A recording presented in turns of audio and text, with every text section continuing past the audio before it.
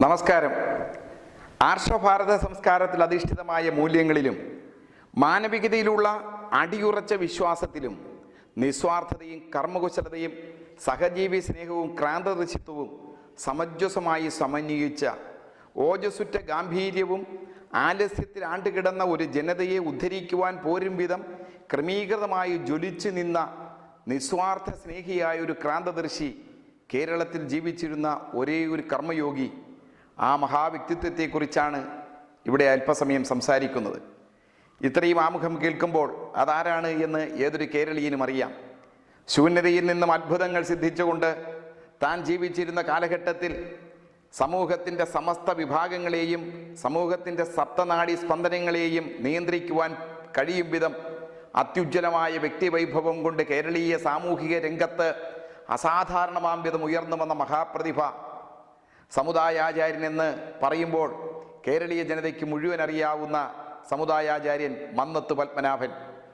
1914 October 31 Nair ഭൃത്യജന സംഘവും തുടർന്ന് Nair service സൊസൈറ്റിയുമായി മാറിയ NSSൻ്റെ സ്ഥാപകൻ എന്ന നിലയിൽ മാത്രമല്ല, താൻ ജീവിച്ചിരുന്ന കാലഘട്ടത്തിലെ സമൂഹത്തെ മുഴുവൻ നിയന്ത്രിക്കാൻ കഴിയുന്ന ശക്തിമത്തായ രീതിയിലേക്ക് ഉയർന്നു വന്ന മഹാവ്യക്തിത്വം, വാക്കുകൾക്ക് വിവരിക്കാൻ കഴിയാത്ത അത്രമാത്രം ഉജ്ജ്വലമായ വ്യക്തിവൈഭവമാണ് മഹാനായ മന്നത്ത് പത്മനാഭൻ. തൻ്റെ ഏതാണ്ട് 9 ദശാബ്ദക്കാലം നീണ്ട സംഭവ ബഹുലമായ ജീവിതത്തിലൂടെ കേരളത്തിൽ അദ്ദേഹം നടത്തിയിട്ടുള്ള മുന്നേറ്റങ്ങൾ വിശ്വസിക്കാൻ കഴിയാത്ത അത്രമാത്രം മഹത്വപൂർണമാണ്. മഹാനായ മഹാത്മാഗാന്ധിയെക്കുറിച്ച് ലോകശാസ്ത്രത്തിൻ്റെ കൊടുമുടി കീഴടക്കിയ ആൽബർട്ട് ഐൻസ്റ്റീൻ പറഞ്ഞ പ്രമുഖമായൊരു വാക്യമുണ്ട്. അദ്ദേഹം പറഞ്ഞത്, ഇത്തരത്തിലൊരു മനുഷ്യൻ മജ്ജയും മാംസവുമായി ഒരു പച്ചയായ മനുഷ്യൻ ജീവിച്ചിരുന്നു എന്ന് പറഞ്ഞാൽ വരും തലമുറ വിശ്വസിക്കാൻ ഇടയില്ല എന്നാണ് ഗാന്ധിജിയെക്കുറിച്ച് ആൽബർട്ട് ഐൻസ്റ്റീൻ പറഞ്ഞത്. അക്ഷരാർത്ഥത്തിൽ ഈ വാക്കുകൾ ഏറ്റവും യോജിക്കുന്ന ഒരു കേരളീയനാണ് മഹാനായ മന്നത്ത് പത്മനാഭൻ. സമൂഹത്തിലെ എല്ലാ വിഷയങ്ങളെയും സമൂഹത്തിൻ്റെ മുഴുവൻ പ്രശ്നങ്ങളെയും പരിഹരിക്കാൻ കഴിയുന്ന രീതിയിലേക്ക് ഉയർന്നു വന്ന ഒരു വ്യക്തി. താൻ ജീവിച്ചിരുന്ന കാലഘട്ടത്തിലെ മുഴുവൻ അനാചാരങ്ങൾക്കും അനീതിക്കും എല്ലാ തരത്തിലുള്ള തെറ്റുകൾക്കുമെതിരെ വിരൽ ചൂണ്ടിക്കൊണ്ട് സമൂഹത്തെ സമുദ്ധരിക്കുവാൻ വേണ്ടി വന്ന യഥാർത്ഥത്തിലുള്ള ജനനായകൻ, യഥാർത്ഥ നവോത്ഥാന നായകൻ. ഇന്ന് നമ്മൾ നവോത്ഥാനം എന്ന വാക്കൊക്കെ കേൾക്കുമ്പോൾ ഒരുപാട് ആളുകൾ നവോത്ഥാനത്തെക്കുറിച്ചും പുരോഗമനത്തെക്കുറിച്ചുമൊക്കെ വാദോരാതെ സംസാരിക്കുന്നത് കേൾക്കാം. എന്നാൽ തൻ്റെ സ്വന്തം പ്രവൃത്തിയിലൂടെ താൻ കാണിച്ചു തന്ന മാർഗം എത്രമാത്രം വലുതാണ് എന്ന് നമ്മൾ ഇന്ന് ചിന്തിക്കുമ്പോൾ വളരെ അത്ഭുതത്തോടു കൂടി മാത്രമേ കാണാൻ കഴിയുകയുള്ളൂ. ഇന്ന് നമ്മൾ സംസാരിക്കുന്നത് 2024 2024 എന്ന് പറയുമ്പോൾ മഹാനായ മന്നത്താചാര്യൻ കാലാവശേഷനായതിനു ശേഷം തന്നെ 1970 അദ്ദേഹം ഈ ലോകത്തോട് വിട പറഞ്ഞു. അതിനുശേഷം വീണ്ടും 54 സംവത്സരങ്ങൾക്ക് ശേഷമാണ് നമ്മൾ ഇന്ന് സംസാരിക്കുന്നത്. അതായത് ഒരു നൂറ്റാണ്ടിനപ്പുറത്ത് ജന്മമെടുക്കുകയും 90 സംവത്സരക്കാലം കേരളത്തിൻ്റെ സാമൂഹ്യ മണ്ഡലത്തിൽ നിറഞ്ഞാടുകയും ചെയ്ത ആ മഹാപ്രതിഭ കേരളത്തിനും രാജ്യത്തിനും നൽകിയിട്ടുള്ള സംഭാവനകൾ എത്ര വലുതാണ്.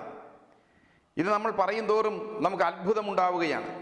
സാമൂഹ്യ പരിഷ്കർത്താവ് എന്ന രീതിയിൽ, സമുദായത്തിൻ്റെ ഉദ്ധാരകൻ എന്ന രീതിയിൽ, വിദ്യാഭ്യാസ പ്രവർത്തകൻ എന്ന രീതിയിൽ, സാംസ്കാരിക നായകൻ എന്ന രീതിയിൽ, രാഷ്ട്രീയത്തിൽ നേരിട്ട് പ്രവേശിക്കാതെ രാഷ്ട്രീയത്തെയും ഭരണത്തെയും മുഴുവൻ നിയന്ത്രിക്കാൻ കഴിഞ്ഞ അസാധാരണനായ വ്യക്തി എന്ന നിലയിൽ, അഭിഭാഷകൻ എന്ന രീതിയിൽ, സംഘാടകൻ എന്ന നിലയിൽ, അധ്യാപകൻ എന്ന നിലയിൽ, ഏതെല്ലാം നിലയിൽ, അഭിനേതാവ് എന്ന നിലയിൽ, അങ്ങനെ താൻ ജീവിച്ചിരുന്ന കാലഘട്ടത്തിൽ ആ സമൂഹത്തെ ഏതെല്ലാം രീതിയിൽ ശുദ്ധീകരിക്കാൻ കഴിയുമോ അതിനെല്ലാം വേണ്ടി അക്ഷീണമായി യത്നിച്ച, വാക്കുകൾക്കൊക്കെ അപ്പുറത്തുള്ള ഒരു മഹാപ്രതിഭാസമാണ് മഹാനായ മന്നത്ത് പത്മനാഭൻ. അദ്ദേഹം പ്രാഥമിക വിദ്യാഭ്യാസം നടത്താൻ കഴിയാതെ വരികയും പഠനം ഇടയ്ക്ക് ഉപേക്ഷിക്കുകയും ഒക്കെ ചെയ്ത ഒരു സാധാരണ കുടുംബത്തിൽ ജനിച്ച ഒരു മനുഷ്യൻ. പിന്നീട് ഇങ്ങോട്ടുള്ള അദ്ദേഹത്തിൻ്റെ ജീവിതത്തെ പരിശോധിച്ചാൽ ഇത്തരത്തിലൊരു മനുഷ്യൻ എങ്ങനെയായി മാറാൻ കഴിയുമെന്ന് ഗവേഷണാത്മകമായ പഠനങ്ങൾ നടത്തിയാൽ പോലും നമുക്ക് മനസ്സിലാക്കാൻ കഴിയാത്ത അത്രമാത്രം വൈപുല്യമേറിയ വ്യക്തിവൈഭവം. കേരളത്തിൽ ഇന്ന് കാണുന്ന നൂറുകണക്കായ വിദ്യാലയങ്ങൾക്ക് അടിയുറച്ച അസ്ഥിവാരമിടുവാൻ വേണ്ടി അദ്ദേഹം നടത്തിയിട്ടുള്ള പ്രയത്നങ്ങൾ എത്രയോ വലുതാണ്. നായർ സർവീസ് സൊസൈറ്റിയുടെ ആഭിമുഖ്യത്തിൽ കറുകച്ചാലിലെ ആദ്യ വിദ്യാലയം ആരംഭിക്കുവാൻ വേണ്ടി അദ്ദേഹം പുറപ്പെടുന്ന സന്ദർഭം തൻ്റെ മാതാവിനോട് അനുഗ്രഹം വാങ്ങി തൻ്റെ കണ്ണിലെ കണ്ണീരുകൾ ഇറ്റിറ്റ് മാതാവിൻ്റെ പാദങ്ങളിൽ വീഴുമ്പോൾ കാനനമായിട്ടുള്ള കാട് പിടിച്ച കറുകച്ചാൽ പ്രദേശത്തേക്ക് പോയി ഒരു തപസ്യ പോലെ അവിടുത്തെ ആ വിദ്യാലയം പടുത്തുയർത്തുവാൻ നായർ സമുദായങ്ങൾക്ക് വേണ്ടി മാത്രമായിരുന്നില്ല, കേരളത്തിലെ പാവപ്പെട്ട മുഴുവൻ പട്ടികജാതി പട്ടികവർഗ പിന്നോക്ക വിഭാഗങ്ങളടക്കം മുഴുവൻ ആളുകളെയും പഠിപ്പിക്കുവാൻ കഴിയുന്ന ഒരു ഇംഗ്ലീഷ് വിദ്യാലയം എന്ന അദ്ദേഹത്തിൻ്റെ ആഗ്രഹം കറുകച്ചാലിലെ വിദ്യാലയത്തിലൂടെ സാധ്യമാക്കുകയാണ് ചെയ്തത്. സാധാരണക്കാരും പട്ടിണിക്കാരും മുഴുപട്ടിണിക്കാരുമായ ആളുകളുടെ ഇടയിൽ ചെന്ന് വളരെയധികം അവരുടെ ചില്ലിപ്പൈസകളും അവരുടെ കയ്യിലിരുന്ന തുട്ടുനാണയങ്ങളും എല്ലാം കളക്ട് ചെയ്ത് ഒരു മഹാവിദ്യാലയം പടുത്തുയർത്തുക. മദനമോഹന മാളവീയ ബനാറസ് ഹിന്ദു യൂണിവേഴ്സിറ്റി രൂപീകരിക്കുന്നത് ആ കാലഘട്ടത്തിലാണ്. രജപുത്ര രാജാക്കളുടെയും കോടീശ്വരന്മാരായ ആളുകളുടെയും കൈകളിൽ നിന്നും കോടിക്കണക്കിന് രൂപ സമാഹരിച്ചുകൊണ്ട് അദ്ദേഹത്തിന് നടപ്പാക്കുക എളുപ്പമായിരുന്നു. പക്ഷേ കേരള മാളവീയ എന്ന പേര് സിദ്ധിച്ച മഹാനായ മന്നത്ത് പത്മനാഭൻ കേരളത്തിലെ ഗ്രാമാന്തരങ്ങളിലെ അർദ്ധപട്ടിണിക്കാരും മുഴുപട്ടിണിക്കാരുമായ സാധാരണ നായർ സമുദായ അംഗങ്ങളുടെ ഒരു നേരത്തെ ആഹാരത്തിന് വച്ചിരിക്കുന്ന വകയിൽ നിന്നുള്ള പിടിയരികൾ സമാഹരിച്ചുകൊണ്ടാണ് ഇത്തരത്തിലുള്ള അത്ഭുതം സിദ്ധിച്ചിട്ടുള്ളത്. ഇത്രമാത്രം വിദ്യാലയങ്ങൾ, നൂറുകണക്കിന് വിദ്യാലയങ്ങൾ, ഇന്ന് NSSന്റെ ഉടമസ്ഥയിലുള്ള വിദ്യാലയത്തിന് പുറത്ത് എത്രയോ വിദ്യാലയങ്ങൾ അതിനുശേഷം ഗവൺമെൻറ്റിന് നായർ സർവീസ് സൊസൈറ്റി വിട്ടുകൊടുത്തിരിക്കുന്നു. അപ്പോൾ കേരളത്തിലെ അന്ധകാരഗഹ്വരമായിരുന്ന ഗ്രാമാന്തരീക്ഷങ്ങളിൽ അക്ഷരത്തിൻ്റെ അഗ്നിജ്വാല പടർത്തിക്കൊണ്ട് അറിവിൻ്റെ പുത്തൻ ദീപശിഖകൾ ഉയർത്തിക്കൊണ്ട് ഏറ്റവും വലിയൊരു വിപ്ലവമായിരുന്നു മഹാനായ മന്നത്താചാര്യൻ നടപ്പിലാക്കിയത്. വിപ്ലവം എന്ന് പറയുന്നത് വാക്കുകളിലല്ല, തൻ്റെ പ്രവൃത്തിയിലൂടെ അത് കാണിച്ചു കൊടുക്കുകയാണ് ചെയ്തത്. വിദ്യാലയങ്ങൾ ഒന്നൊന്നായി പടുത്തുയർത്തി വരുമ്പോഴും ആ പ്രദേശങ്ങളിലെല്ലാം വെളിച്ചം വീശുകയാണ്. അക്ഷരത്തിൻ്റെ അറിവിൻ്റെ വെളിച്ചം വീശി ജനത്തെ ബോധവൽക്കരിക്കുകയാണ്. അനാചാരങ്ങൾക്കെതിരെ, അനീതിക്കെതിരെ, സാമൂഹ്യ തിന്മകൾക്കെതിരെ സ്വന്തം സമുദായത്തിലും പുറത്തും നടക്കുന്ന എല്ലാ കാര്യങ്ങളെയും അദ്ദേഹം നിശിതമായി വിമർശിക്കുകയും അതിനെ തിരുത്തുവാൻ വേണ്ടിയുള്ള നിരന്തരമായ പ്രവർത്തനങ്ങളാണ് അദ്ദേഹം നടത്തി വന്നത്. ഇന്ന് കേരളത്തിൽ കാണുന്ന നൂറുകണക്കായ NSSന്റെ വിദ്യാലയങ്ങൾക്കെല്ലാം ആ ഉറച്ച അസ്ഥിവാരം ഇട്ടത് അദ്ദേഹമാണ്. അതൊക്കെ എങ്ങനെ നടപ്പാക്കി എന്ന് ചോദിച്ചാൽ ഇന്ന് നമുക്ക് അത്ഭുതാദരവോടുകൂടി മാത്രമേ അത് സ്മരിക്കാൻ കഴിയൂ. ഒരുപാട് സംഭവങ്ങളുണ്ട്. തിരുവനന്തപുരത്ത് MG കോളേജ് സ്ഥാപിക്കുന്ന അവസരത്തിൽ കോളേജിന് വേണ്ടി അപേക്ഷ കൊടുത്തു. അന്ന് തിരുവിതാംകൂർ യൂണിവേഴ്സിറ്റിയാണ് ഇന്നത്തെ കേരള യൂണിവേഴ്സിറ്റി. ആ തിരുവിതാംകൂർ യൂണിവേഴ്സിറ്റിയിൽ അപേക്ഷ കൊടുക്കുമ്പോൾ അന്ന് അതിൻ്റെ രജിസ്ട്രാറായിരുന്ന ഒരു പണിക്കരാണ്, നായർ സമുദായ അംഗമാണ്. അന്ന് പണിക്കരോട് അന്നത്തെ വൈസ് ചാൻസലറായിരുന്ന സായിപ്പായിരുന്ന പോവർത്ത് ചോദിക്കുന്നു, നിങ്ങളുടെ സമുദായത്തിന് നടത്താനുള്ള ശക്തിയും കഴിവുമുണ്ടോ? പക്ഷേ അദ്ദേഹം ഇളിഭിനായി തലകുനിച്ചു. 1 രൂപയുടെ വരുമാനമില്ലാത്ത ഒരു കൊച്ചു പ്രസ്ഥാനം, അന്ന് രൂപീകരിച്ച് ഒത്തിരി കാലമല്ലാത്ത ഒരു പ്രസ്ഥാനം എങ്ങനെ കോളേജ് ആരംഭിക്കുമെന്നതിനെക്കുറിച്ച് പണിക്കർക്കും സംശയമുണ്ട്. പണിക്കരൊന്നും മറുപടി പറഞ്ഞില്ല. യൂണിവേഴ്സിറ്റിയുടെ സംഘം പരിശോധനയ്ക്ക് വേണ്ടി നിർദ്ദിഷ്ട സ്ഥലത്തെത്തിച്ചേർന്നപ്പോൾ അവിടെ യാതൊരു സംവിധാനങ്ങളുമില്ല. അന്ന് അതിൻ്റെ അധികാരത്തിലുണ്ടായിരുന്ന ഡോക്ടർ മുഡ്ഗില്ലിൻ്റെ നേതൃത്വത്തിലുള്ള സംഘമാണ് ഇത് പരിശോധിക്കാൻ വേണ്ടി ചെന്നത്. അവർ പറഞ്ഞു, അടുത്ത 10 ദിവസത്തിനുള്ളിൽ കോളേജിന് വേണ്ട സൗകര്യങ്ങളെല്ലാം ഒരുക്കിയാൽ മാത്രമേ കോളേജിന് അനുമതി നൽകാൻ കഴിയുകയുള്ളൂ. സമുദായ പ്രവർത്തകരെല്ലാം വിചാരിച്ചു ഒരിക്കലും നടക്കില്ല എന്ന്. അത്ഭുതമെന്ന് പറയട്ടെ, 10 ദിവസം കഴിയുമ്പോൾ യൂണിവേഴ്സിറ്റി ടീം പരിശോധനയ്ക്ക് വരുമ്പോൾ അവിടെ കോളേജിന് വേണ്ടി എല്ലാ സൗകര്യങ്ങളും 10 ദിവസം കൊണ്ട് അവിടെ നടപ്പാക്കി. ഇച്ഛാശക്തിയും കർമ്മശേഷിയും ശക്തമായ ആത്മാർത്ഥതയും സത്യസന്ധതയും ധീരതയും എല്ലാം ഒത്തിണങ്ങിയ ഒരു മഹാസംഘാടകൻ്റെ, ഒരു മഹായോഗിയുടെ, ഒരു മഹാവ്യക്തിത്വത്തിൻ്റെ ഏറ്റവും വലിയ പ്രവർത്തനത്തിൻ്റെ ഉദാഹരണമായിട്ട് ഇതിനെ നമുക്ക് ചൂണ്ടിക്കാണിക്കാൻ കഴിയും. പോവർത്ത് സായിപ്പ് കേരളം വിട്ടു പോകുമ്പോൾ മഹാനായ മന്നത്താചാര്യൻ്റെ പാതാരബിന്ദങ്ങളിൽ നമസ്കരിച്ചു എന്നത് രേഖപ്പെടുത്താത്ത ചരിത്രത്തിലെ ഏറ്റവും ശക്തമായ ഒരു അധ്യായമായി നിലനിൽക്കുകയാണ്. യു ക്രിയേറ്റ് വണ്ടേഴ്സ് എന്ന് പറഞ്ഞുകൊണ്ടാണ് അദ്ദേഹം ഈ രാജ്യത്ത് നിന്ന് പോയത്. അപ്പോൾ ശൂന്യതയിൽ നിന്ന് അത്ഭുതങ്ങൾ സിദ്ധിക്കുക എന്നത് വാക്കുകളിലല്ല, പ്രവൃത്തിയിൽ പ്രാവർത്തികമാക്കിയ മഹാവ്യക്തിത്വമാണ്. വിദ്യാലയങ്ങൾ ഒന്നിനു പിറകെ ഒന്നൊന്നായി അദ്ദേഹം നടപ്പാക്കുമ്പോൾ തന്നെ പല ഭാഗത്തു നിന്നും ലക്ഷക്കണക്കിനും കോടിക്കണക്കിനും ഇന്ന് വില വരുന്ന പല സ്ഥലങ്ങളും അദ്ദേഹത്തിൻ്റെ പേരിലേക്ക് ഓരോ സമുദായങ്ങൾ കൊടുക്കാൻ തുടങ്ങി. ഒരു വിഷുവിൻ്റെ സന്ദർഭത്തിൽ ഒരു ആനയെ അദ്ദേഹത്തിന് ദക്ഷിണയായി ലഭിച്ചു, കാണിക്കയായി ലഭിച്ചു, വിഷുക്കൈ നീട്ടമായി ലഭിച്ചു എന്ന് പറഞ്ഞാൽ അദ്ദേഹത്തിൻ്റെ മഹത്വം എത്ര വലുതാണ് എന്ന് നാം തിരിച്ചറിയുക. 10,000-കണക്കിന് ഏക്കർ സ്ഥലം ഇന്ന് NSSൻ്റെ ഉടമസ്ഥയിലുള്ളത് മുഴുവൻ അദ്ദേഹത്തിനെ ജനം നൽകിയതാണ്. അദ്ദേഹത്തിലുള്ള വിശ്വാസം എത്ര വലുതായിരുന്നു എന്ന് നാം തിരിച്ചറിയണം. പരിഷ്കരണം ഒരു രംഗത്ത് മാത്രമല്ല, വിദ്യാഭ്യാസ മേഖലയുടെ പരിഷ്കരണം, ആതുര സേവന രംഗത്ത് അദ്ദേഹത്തിൻ്റെ സേവനം. കേരളം അന്ന് നമുക്കറിയാം, അസ്പൃശ്യത, തൊട്ടുകൂടായ്മയുടെ തീവ്രത, ശബ്ദം കേട്ടാൽ പോലും അത് അയിത്തമാണ്. അകലങ്ങളിൽ നിന്ന് പിന്നോക്ക ജനവിഭാഗങ്ങളുടെ ശബ്ദം കേൾക്കാൻ കഴിയില്ല, ശബ്ദം കേൾക്കുന്നതിൻ്റെ അകലെ നിൽക്കേണ്ട അവസ്ഥയുണ്ട്.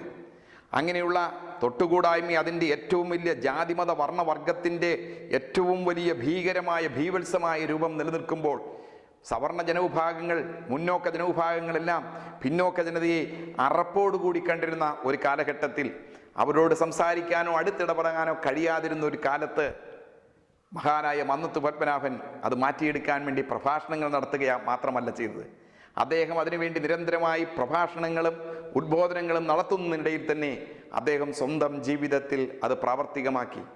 തനിക്ക് ചെയ്യാൻ കഴിയാത്ത കാര്യം മറ്റൊരാളോട് നിർദ്ദേശിക്കുന്നത് ശരിയല്ല എന്ന തത്വസിദ്ധാന്തത്തെ അടിയുറച്ച് വിശ്വസിച്ച മന്നത്താചാര്യൻ തൻ്റെ ജീവിതത്തിലുടനീളം പുരോഗമനാത്മകമായ പ്രവർത്തനങ്ങൾ നടത്തി വരികയായിരുന്നു.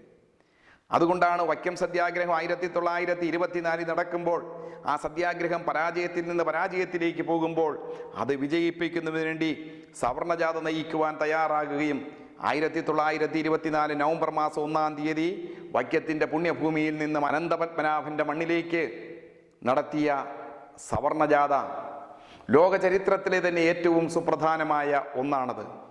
ആദ്യമായി കേരളത്തിൽ നടക്കുന്ന പദയാത്ര തങ്ങളുടെ സമുദായത്തിന് ആവശ്യമില്ലാത്ത ഒരു വിഷയത്തിന് വേണ്ടി മറ്റ് സമുദായങ്ങളുടെ ആവശ്യങ്ങൾക്ക് വേണ്ടി ലോകത്താദ്യമായി ഒരു സമുദായം നടത്തുന്ന പ്രവർത്തനമാണ് സവർണജാഥ. സവർണജാഥ 12 ദിവസം കൊണ്ട് തിരുവനന്തപുരത്തെത്തി. അന്ന് മഹാറാണി തമ്പുരാട്ടിയാണ് നാട് ഭരിക്കുന്നത്. മഹാറാണി സേതു ലക്ഷ്മിഭായി തമ്പുരാട്ടിയെ മുഖം കാണിച്ച് നിവേദനം, വൈക്കം മെമ്മോറാണ്ടം അവിടെ സമർപ്പിച്ച് ഈ സമരത്തെ വിജയിപ്പിക്കുവാൻ വേണ്ടി മന്നം നടത്തിയ സേവനം ഇന്ന് നാം എത്രമാത്രം നന്ദിയോടുകൂടിയാണ് സ്മരിക്കേണ്ടത്.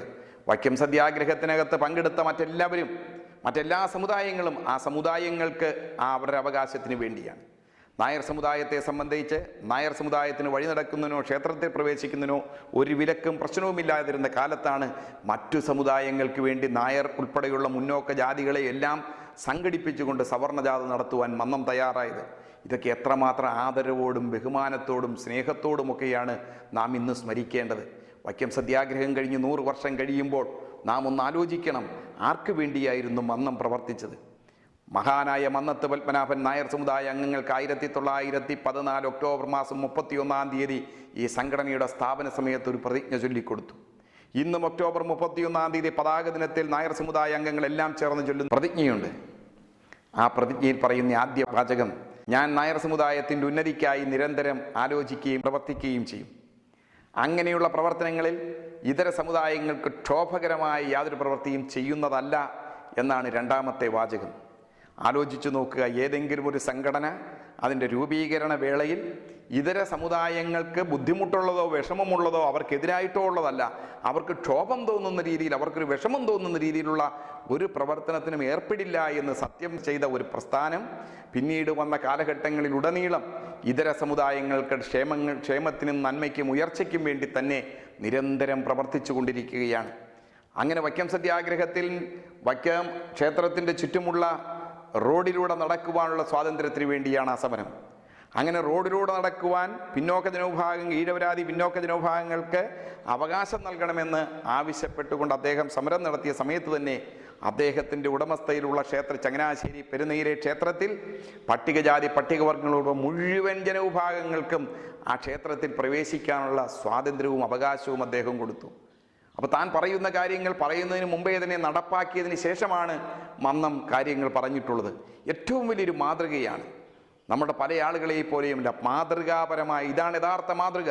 അതുകൊണ്ട് നമുക്ക് ആർക്കും സ്വീകരിക്കാവുന്ന ഏറ്റവും വലിയ മാതൃകയാണ് മന്നത്തിൻ്റെ മാതൃക. പറഞ്ഞ വാക്കിൽ ഉറച്ചു നിൽക്കുക, അതിശക്തമായ വാക്കുകൾ ഉപയോഗിക്കുന്ന അതിശക്തമായിട്ടാണ്. നായർ സമുദായത്തെ സംബന്ധിച്ചും NSSനെ സംബന്ധിച്ചും ഇന്നും ശക്തമായ രീതിയിൽ ഓരോ നിലപാടുകൾ കൈക്കൊള്ളുവാൻ കഴിയുന്നത് മന്നത്തിൻ്റെ ആ ഉറച്ച തീരുമാനവും അദ്ദേഹത്തിൻ്റെ ക്രാന്തദർശിത്വവും അദ്ദേഹത്തിൻ്റെ ധീരമായ നിലപാടുമാണ്. എവിടെ പ്രവർത്തനത്തിൽ ആത്മാർത്ഥതയും സത്യസന്ധതയും ഉണ്ടോ അവിടം വിജയിക്കും. അതാണ് എൻ്റെ ഭഗവത്ഗീതയെന്ന് അദ്ദേഹം എത്രയോ വട്ടം ആവർത്തിച്ച് പറഞ്ഞിരിക്കുന്നു. 1000 പ്രസംഗത്തേക്കാൾ ശക്തമാണ് അരപ്രവൃത്തി എന്ന് പറഞ്ഞ് അദ്ദേഹം ഓരോ വാക്കിലും അതിനിരട്ടി പ്രവർത്തനങ്ങൾ നടത്തിയതിന് ശേഷമാണ് 1947 അദ്ദേഹം മുതുകുളത്ത് നടത്തിയ പ്രസംഗം വളരെ വലിയ വിവാദമായി മാറി. സർ CP-ക്കെതിരായി അതിശക്തമായ ഭാഷയിൽ മന്നം പ്രസംഗിക്കുകയുണ്ടായി. മന്നത്തെ കൊല്ലം കോടതിയിൽ വിളിച്ചു. കോടതിയിൽ അദ്ദേഹം പോയി. കോടതി സമക്ഷം അദ്ദേഹം പറഞ്ഞു. അദ്ദേഹത്തെ കുറ്റപത്രം വായിച്ച് കേൾപ്പിച്ചു. ഇന്നത്തെ നേതാക്കന്മാരെയും ഭരണാധികാരികളെയും നമുക്കറിയാം. എന്തെങ്കിലും ഒരു കാര്യം രാവിലെ പറയും, അത് വിവാദമായി കഴിഞ്ഞാൽ ഉച്ചയാകുമ്പോൾ അവർ പറയും ഞങ്ങളങ്ങനെ പറഞ്ഞിട്ടില്ല. നമുക്കിന്ന് TV യിലും ഒക്കെ കാണാം. ഇന്നൊരു വീഡിയോസ് ഉണ്ട്, രാവിലെ കാണുന്നതിൻ്റെ വിഷ്വലുണ്ട്. ഉച്ചയ്ക്ക് ആ വിഷ്വൽ കാണിക്കും പറയുന്നതെല്ലാം. ഉച്ചയാകുമ്പോൾ അവർ പറയും ഞങ്ങളങ്ങനെ പറഞ്ഞിട്ടേ ഇല്ല. മന്നത്ത് പത്മനാഭൻ മുതുകുളം പ്രസംഗം നടത്തി. അന്ന് അതിന് വീഡിയോ റെക്കോർഡിംഗ് സംവിധാനമൊന്നുമില്ല. അദ്ദേഹത്തിന് വേണമെങ്കിൽ നിഷേധിക്കാം. പക്ഷേ കോടതിയിൽ കയറ്റി നിർത്തി കുറ്റപത്രം വായിച്ചപ്പോൾ അദ്ദേഹത്തോട് ചോദിച്ചു, ഇത് ശരിയാണോ? കുറ്റപത്രം കേട്ടതിന് ശേഷം മന്നം പറഞ്ഞു, ഇത് മുഴുവൻ ഞാൻ പറഞ്ഞ കാര്യമാണ്. എൻ്റെ നാടിനെ സംരക്ഷിക്കേണ്ട ചുമതലയും ബാധ്യതയും എനിക്കുണ്ട്. അതുകൊണ്ട് സർ CP-ക്കെതിരെ ഞാൻ പറഞ്ഞ കാര്യങ്ങളെല്ലാം ശരിയാണ്. എന്നെ നിങ്ങൾക്ക് ശിക്ഷിക്കാം. 2 വർഷക്കാലം തടവിൽ കിടക്കാൻ അദ്ദേഹം തയ്യാറായി. അദ്ദേഹത്തിന് അവിടെ വേണമെങ്കിൽ പിന്നോട്ട് പോവാം. വാക്കിൻ്റെ ശക്തി, ആണത്വം, നട്ടെല്ലുള്ള വ്യക്തിത്വം കേരളീയ സമൂഹം ഏറ്റവും അധികം ആദരിക്കേണ്ട മഹാവ്യക്തിത്വമാണ്. സംഘാടകൻ എന്ന നിലയിൽ, അതുപോലെ തന്നെ അധ്യാപകനായി പ്രവർത്തിക്കുമ്പോൾ താനൊരു കുട്ടിയോട് ചെയ്ത ചെറിയ കാര്യം, കുട്ടിക്ക് നൽകിയ ശിക്ഷ, ആ ക്ലാസ്സിൽ പ്രിൻസിപ്പൾ അനധികൃതമായി കടന്നു വന്ന തൻ്റെ അധികാരത്തെയും തൻ്റെ നേതൃത്വത്തെയും ചോദ്യം ചെയ്തപ്പോൾ, അല്ലെങ്കിൽ തനിക്ക് അർഹതപ്പെട്ട അവകാശം കവർന്നെടുക്കുന്നത് കണ്ടപ്പോൾ ആ നിമിഷം തന്നെ ജോലി രാജിവെച്ച് മാറിപ്പോരുകയാണ് ചെയ്തത്. ചങ്ങനാശ്ശേരി കോടതിയിൽ അക്കാലഘട്ടത്തിൽ 300 രൂപയോളം പ്രതിമാസം വരുമാനമുണ്ടായിരുന്ന നല്ലൊരു അഭിഭാഷകനായിരിക്കുകയാണ് അദ്ദേഹം NSSൻ്റെ പൂർണ്ണസമയ പ്രവർത്തകനാകുന്നത്. 1915 ഓഗസ്റ്റ് മാസം 25-ാം തീയതി ചങ്ങനാശ്ശേരിയിൽ ഒരു സെൻറ് ഓഫ് നടക്കുകയുണ്ടായി. പരമപിള്ള MA എന്ന വ്യക്തി NSSൻ്റെ പ്രവർത്തനത്തിൽ വളരെയധികം മന്ദവുമായി സഹകരിച്ച് പ്രവർത്തിച്ചയാളാണ്. അദ്ദേഹത്തിന് തിരുവനന്തപുരത്ത് യൂണിവേഴ്സിറ്റി കോളേജിൽ ഇംഗ്ലീഷ് പ്രൊഫസറായി ജോലി ലഭിച്ചപ്പോൾ അദ്ദേഹത്തെ അങ്ങോട്ട് പോകേണ്ടതായി വന്നു. അപ്പോൾ അദ്ദേഹത്തിന് സെൻറ് ഓഫ് കൊടുക്കുമ്പോൾ പരമപിള്ള പറയുന്നൊരു വാക്കുണ്ട്, ഈ സംഘടന നന്നായി മുന്നോട്ട് പോകണമെങ്കിൽ ഇതിന് മുഴുവൻ സമയ പ്രവർത്തകനുണ്ടാകണം. ആ മുഴുവൻ സമയ പ്രവർത്തകനുണ്ടാകണമെന്ന് പറഞ്ഞ് ആ സെൻറ് ഓഫിൻ്റെ ഔദ്യോഗികമായിട്ടുള്ള നന്ദി പ്രകടന സമയത്ത് മന്നം എഴുന്നേറ്റ് നിന്ന് പറഞ്ഞു, ഞാൻ ഇന്നു മുതൽ എൻ്റെ വക്കീൽ ഉദ്യോഗം പൂർണ്ണമായും രാജിവെക്കുന്നു. ഇന്നു മുതൽ ഞാൻ സമുദായത്തിന് വേണ്ടി മാത്രം പ്രവർത്തിക്കുന്നു. ഞാൻ സമുദായത്തിൻ്റെ പൂർണ്ണസമയ പ്രവർത്തകനാകുകയാണ്. കാരണം പരമപിള്ള പറഞ്ഞത് സത്യമാണ്.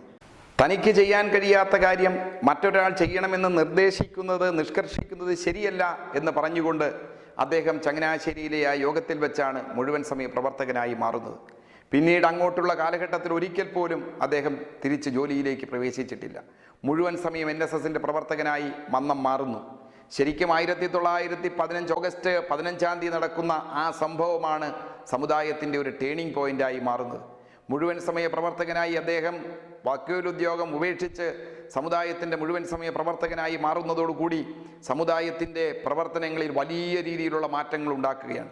ഒരു തപസ്യ പോലെ കേരളത്തിൽ അങ്ങോളം ഇങ്ങോളം സഞ്ചരിച്ച് സമുദായത്തെ ഉദ്ധരിക്കുവാനുള്ള പ്രവർത്തനങ്ങൾ, ഒപ്പം തന്നെ സമുദായത്തിലെ അനാചാരങ്ങൾക്കും അനീതിക്കുമെതിരെയുള്ള പോരാട്ടം, സമൂഹത്തിൽ പൊതുവെ നടക്കുന്ന അനീതിക്കും അനാചാരത്തിനുമെതിരെയുള്ള പോരാട്ടം, രാഷ്ട്രീയ സാമൂഹിക മണ്ഡലങ്ങളിലെ അസമത്വങ്ങൾക്കും അനീതിക്കുമെതിരെയുള്ള നേതൃത്വപരമായ മുന്നേറ്റം, വിദ്യാഭ്യാസ മേഖലയുടെ പുനരുദ്ധാരണത്തിന് വേണ്ടിയുള്ള പ്രവർത്തനങ്ങൾ, ഏതെല്ലാം രീതിയിൽ ചിന്തിച്ചാലും ഒരു മനുഷ്യന് ചെയ്യാൻ കഴിയുന്നതിനൊക്കെ അപ്പുറത്ത് അസാധാരണമായ വാക്ശൈലി, അനിതര സാധാരണമായ സംഘടനാ പാടവം, അസാധാരണമായ രീതിയിൽ മനുഷ്യരെ കൂട്ടിയോജിപ്പിക്കുവാനുള്ള കഴിവ്, വിഷയങ്ങൾ അവതരിപ്പിക്കുവാനുള്ള പ്രാവീണ്യം, ഇത്തരത്തിലെല്ലാം കേരളീയ സമൂഹത്തിൽ താൻ ജീവിച്ചിരുന്ന കാലഘട്ടം മുഴുവൻ നിറഞ്ഞാടിയ മഹാവ്യക്തിത്വമായിരുന്നു അദ്ദേഹം.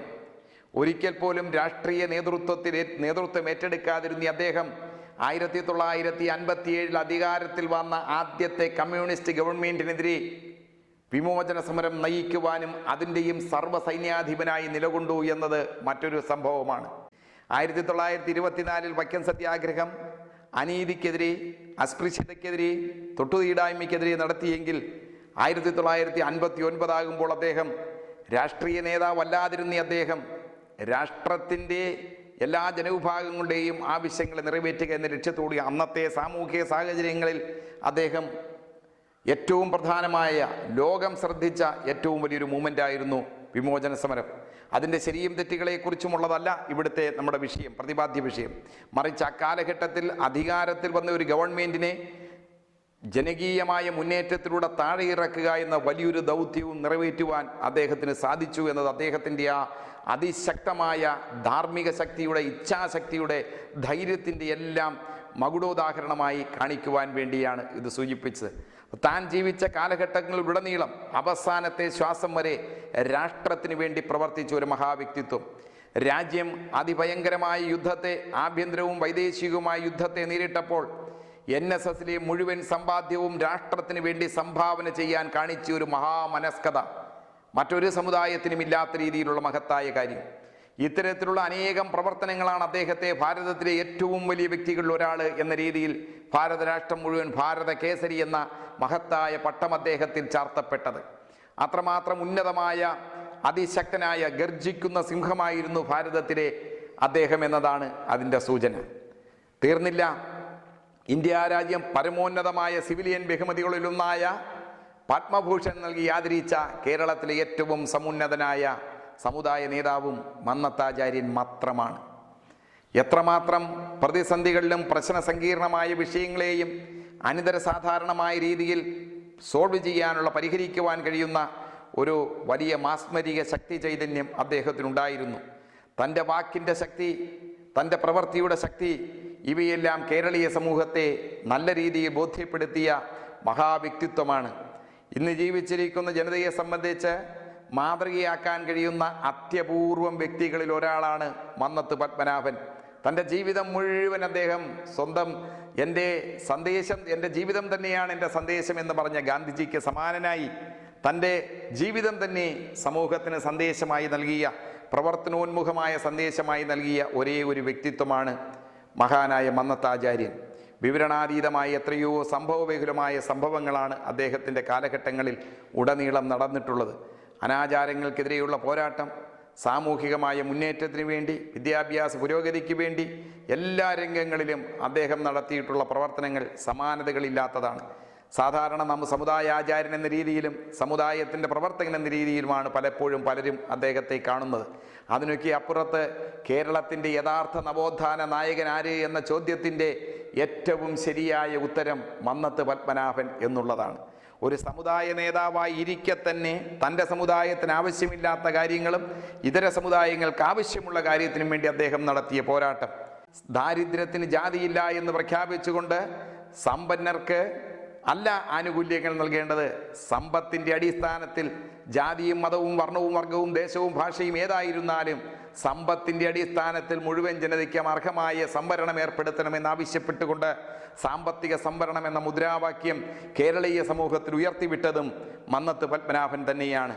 അപ്പോൾ ഒരേ സമയത്ത് ഈ രാജ്യത്തെ സാധാരണ ജനതയുടെ വിഷമവും ബുദ്ധിമുട്ടുകളും എല്ലാം മനസ്സിലാക്കിയ അസാധാരണ ക്രാന്തദർശിത്വമുണ്ടായിരുന്ന മഹാവ്യക്തിത്വമാണ് മന്നത്താചാര്യൻ. 1878 ജനുവരി മാസം 2-ാം തീയതി ജനിച്ച് 1970 ഫെബ്രുവരി മാസം 25-ാം തീയതി ഈ ലോകത്തോട് വിട പറയുമ്പോൾ ആ 92 സംവത്സരക്കാലത്തെ അദ്ദേഹത്തിൻ്റെ സംഭവബഹുലമായ ജീവിതം എല്ലാ കാലഘട്ടത്തിലും നമുക്ക് മാതൃകയാക്കാൻ കഴിയുന്ന ഒന്നാണ്. ആ 92 സംവത്സരം കൊണ്ട് അദ്ദേഹം കേരളീയ സമൂഹത്തിൽ വരുത്തിയ മാറ്റം പിന്നീട് ആർക്കും അതേ രീതിയിൽ ചെയ്യാൻ കഴിഞ്ഞിട്ടില്ല. അതാണ് മന്നത്തിൻ്റെ മഹത്വം. ഇതുപോലെ എത്രയോ എത്രയോ എത്രയോ സംഭവങ്ങളാണ്. സത്യസന്ധതയ്ക്ക് മറ്റൊരു പേര് കേരളത്തിൽ പറയാനില്ല. പത്രാധിപരായിരുന്ന സുകുമാരൻ, കെ സുകുമാരൻ്റെ മകൻ MS മണിയുടെ വിവാഹത്തിന് വേണ്ടി അദ്ദേഹം പങ്കെടുത്ത് തിരിച്ചു പോരുമ്പോൾ അദ്ദേഹത്തെക്കുറിച്ച് മണി സ്മരിക്കുന്ന ഒരു ഭാഗമുണ്ട്. അദ്ദേഹം പറയുന്നു, വിവാഹത്തിന് ശേഷം 2-3 ആഴ്ച കഴിയുമ്പോൾ എൻ്റെ വീട്ടിലൊരു കത്ത് കിട്ടുന്നു. ആ കത്തിലെഴുതിയിരിക്കുന്നു, പ്രിയപ്പെട്ട സുകുമാര, മണിയുടെയും കസ്തൂരിയുടെയും വിവാഹത്തിൽ പങ്കെടുത്തതിലുള്ള സന്തോഷം ഒരിക്കൽ കൂടി അറിയിക്കുന്നു. വധൂവരന്മാർക്ക് എൻ്റെ ആശംസകൾ ഒരിക്കൽ കൂടി നേരുന്നു. പിന്നെ ഞാൻ ഈ കത്തെഴുതുവാനുള്ള പ്രധാന കാരണം അന്ന് എനിക്ക് ദക്ഷിണയായി നൽകിയ 2 സ്വർണ്ണ നാണയം നായർ സർവീസ് സൊസൈറ്റിയുടെ ഖജനാവിൽ വരവ് വച്ചതിൻ്റെ രസീത് ഇതോടൊപ്പം അയക്കുന്നു. ആലോചിച്ചു നോക്കുക, ഒരു സ്വകാര്യ ചടങ്ങിൽ പങ്കെടുക്കുമ്പോൾ തനിക്ക് കിട്ടിയ ദക്ഷിണ പോലും മഹത്തായ നായർ സർവീസ് സൊസൈറ്റിയുടെ ഖജനാവിൽ വരവ് വച്ച സത്യസന്ധതയ്ക്ക് ലോകത്ത് പേരുകേട്ട ഏറ്റവും വലിയൊരു വ്യക്തിയാണ്. ഹരിശ്ചന്ദ്രന് സമാനമായ സത്യസന്ധതയുടെ രൂപമായി മഹാനായ മന്നത്ത് പത്മനാഭൻ നിലകൊള്ളുന്നു. മന്നം ഈ ലോകത്തോട് വിട പറയുമ്പോൾ കേരളത്തിലെ ഏറ്റവും പ്രമുഖനായിരുന്ന, കേരളത്തിൻ്റെ അന്നത്തെ മുഖ്യമന്ത്രിയായിരുന്ന ബഹുമാന്യനായ ശ്രീ സി അച്യുതമേനോൻ മന്നത്തെ സ്മരിക്കുമ്പോൾ എഴുതുന്ന ഒരു വാക്കുണ്ട്. അദ്ദേഹം വൈക്കം സത്യാഗ്രഹം നടക്കുന്നതിനിടയിൽ ആറന്മുളയിൽ നിന്ന് വന്ന പുലയർ സമുദായ അംഗത്തോടും പത്തനംതിട്ടയിൽ നിന്ന് വന്ന ബ്രാഹ്മൺ സമുദായ അംഗത്തോടും ഒപ്പം അദ്ദേഹത്തിൻ്റെ വീട്ടിൽ വൈക്കം സത്യാഗ്രഹത്തെക്കുറിച്ച് വിവരിക്കാൻ വേണ്ടി അവരെത്തിച്ചേർന്നു. ഉച്ചയായ സമയത്ത് ഭക്ഷണം ഒന്നിച്ചിരുന്ന് കഴിക്കണം. അന്നത്തെ കാലത്ത് ഒന്നിച്ചിരുന്ന് ഭക്ഷണം കഴിക്കാൻ പോയിട്ട് ഒരുപാട് അകലത്തിൽ നിന്ന് മാത്രം സംസാരിക്കുന്ന കാലഘട്ടമാണ്. പക്ഷേ മന്നം ഒന്നും ആലോചിച്ചില്ല. അമ്മയോട് ഭക്ഷണം കൊടുക്കാൻ പറഞ്ഞു. ഒരു വശത്ത് നമ്പൂതിരിയെയും മറുവശത്ത് പട്ടികജാതി വിഭാഗത്തിൽപ്പെട്ട പറയ സമുദായ അംഗത്തെയും അപ്പുറയും ഇപ്പുറയും ഇരുത്തി മന്നം ഭക്ഷണം കഴിക്കുന്നു. അതിനുശേഷം പാത്രമെടുക്കാൻ ആവശ്യപ്പെടുമ്പോൾ മുന്നോക്ക ജാതിയിൽപ്പെട്ട വീട്ടിലെ വേല ചെയ്യുന്നയാൾക്ക് അതെടുക്കാൻ മടിച്ചപ്പോൾ മന്നം തന്നെ ആ പാത്രമെടുത്ത് കഴുകാൻ തുടങ്ങിയ അവസരത്തിൽ മന്നത്തിൻ്റെ പ്രിയമാതാവ് ആ പാത്രമെടുത്ത് കഴുകി വെച്ചുകൊണ്ട്, ഇന്നത് വലിയ സംഭവമായി നമുക്ക് തോന്നില്ല, അന്നത്തെ കാലഘട്ടത്തിൽ ഇത് വിപ്ലവമായിരുന്നു. അതിനെക്കുറിച്ച് സി അച്യുതമേനോൻ പറയുന്നു, ഈ പുരോഗമന പ്രസ്ഥാനത്തിൻ്റെ പ്രവർത്തകരായ ഞങ്ങളുടെ പ്രവർത്തകന്മാർ പോലും ഇന്നും ചെയ്യാൻ മടിക്കുന്ന ഒരു മഹത്തായ കാര്യമാണ് മന്നത്തിൻ്റെ മാതാവും മന്നവും അന്ന് ചെയ്തത്. യഥാർത്ഥത്തിലുള്ള വിപ്ലവകാരി ഞങ്ങളുടെ പാർട്ടിയിലും പ്രസ്ഥാനത്തിലുമുള്ളവരെക്കാൾ ശക്തനായ വിപ്ലവകാരിയായിരുന്നു മന്നത്ത് പത്മനാഭനെന്ന് കേരളം കണ്ട എക്കാലത്തെയും ഏറ്റവും സമർത്ഥനും ഉജ്ജ്വലനുമായ മുഖ്യമന്ത്രിയായിരുന്ന സി അച്യുതമേനോൻ കമ്മ്യൂണിസ്റ്റ് നേതാവ് രേഖപ്പെടുത്തുന്നു. ഏതെല്ലാം രീതിയിൽ ചിന്തിച്ചാലും ഏതെല്ലാം രീതിയിൽ പരിഗണിച്ചാലും കേരളീയ സമൂഹത്തിന് ഉത്തുംഗ ശൃംഗമായ രീതിയിൽ നിൽക്കുന്ന എവറസ്റ്റ് കൊടുമുടിയോളം ഉയർന്ന ഭാരതത്തിൻ്റെ സൽപുത്രനാണ് മഹാനായ മന്നത്ത് പത്മനാഭൻ. അദ്ദേഹം കേവലം നായർ സമുദായത്തിൻ്റെ ആചാര്യൻ എന്നത് മാത്രമായി കണക്കാക്കുന്നതിനപ്പുറത്ത് ഭാരതത്തിൻ്റെ സാമൂഹിക ചരിത്രത്തിലെ നവോത്ഥാന ഭീതിയിൽ അനിതര അസാധാരണമായ പ്രവർത്തന വൈഭവം കൊണ്ട് ഏറ്റവും തലയെടുപ്പോട് നിൽക്കുന്ന മഹാവ്യക്തിത്വമാണ്. ജനുവരി മാസം 2-ാം തീയതി ആ മഹാത്മാവിൻ്റെ ജന്മദിനമാണ്. ഈ ജയന്തി ദിനത്തിൽ മഹാനായ മന്നത്ത് ആചാര്യൻ്റെ സ്മരണകൾക്ക് മുന്നിൽ 1000 വാടാമലരുകൾ അർപ്പിക്കുകയാണ്. ആ ധന്യാത്മാവിൻ്റെ ധന്യമായ പുണ്യമായ സ്മരണകൾ നമുക്ക് കരുത്ത് പകരട്ടെ. അദ്ദേഹത്തെ ജീവിതത്തിലെ മാതൃകയാക്കി സ്വീകരിക്കുവാൻ ജാതിമത വർണ്ണവർഗ ദേശ ഭാഷ വ്യത്യാസമില്ലാതെ നമുക്കെല്ലാവർക്കും കഴിയട്ടെ. മാനവീയം ഈ ധന്യദിനത്തിൽ ഈ ജനുവരി 2-ന് അദ്ദേഹത്തിൻ്റെ ഓർമ്മകൾക്ക് മുന്നിൽ ഒരിക്കൽ കൂടി പ്രണമിക്കുന്നു. നന്ദി, നമസ്കാരം.